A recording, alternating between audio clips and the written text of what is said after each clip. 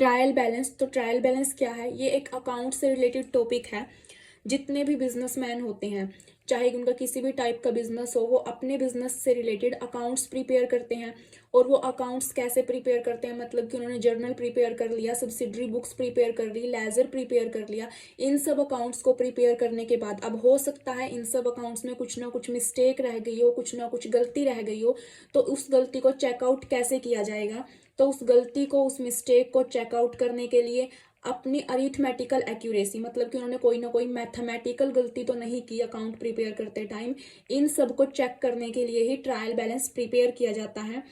तो trial balance क्या है? इसका मीनिंग क्या हुआ? ट्रायल बैलेंस एक स्टेटमेंट है जो प्रिपेयर की जाती है जितने भी लेजर अकाउंट्स के हमारे बैलेंस होते हैं उन सब की अरिथमेटिकल एक्यूरेसी को चेक करने के लिए। और जो ये स्टेटमेंट प्रिपेयर की जाती है, इसी स्टेटमेंट को ट्रायल बैलेंस बोला जाता है। तो ट्रायल बैलेंस क्या हुआ? ट्रायल बैलेंस जस्ट एक स्टेटमेंट है।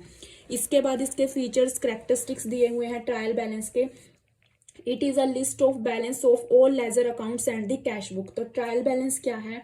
लेजर अकाउंट्स के, कैश बुक के जितने भी बैलेंस हैं उनकी एक लिस्ट होती है। It is just a statement, इसलिए इसे स्टेटमेंट बोला जाता है क्योंकि यहाँ पर सिर्फ उन सब के बैलेंस की लिस्ट होती है, ये कोई अकाउंट नहीं होता, इसलिए इसे बोला गया है it is just a statement not an account. ये कोई भी अकाउंट नहीं है, एक जस्ट एक स्टेटमेंट है। ना तो ये डबल एंट्री सिस्टम का पार्ट है और ना ही इसे एक्चुअल बुक्स में अपीयर किया जाता। ये सिर्फ अरिथमेटिकल एक्यूरेसी को, मैथमेटिकल एक्यूरेसी को चेकआउट करने के लिए ही प्रिपेयर किया जाता है।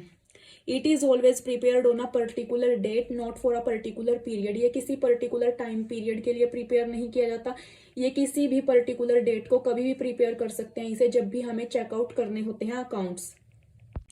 और नेक्स्ट इसका करेक्टरिस्टिक सेम वही है कि अरिथमेटिकल एक्यूरेसी लेजर्स अकाउंट्स की चेक करने के लिए ट्रायल बैलेंस प्रिपेयर किया जाता है।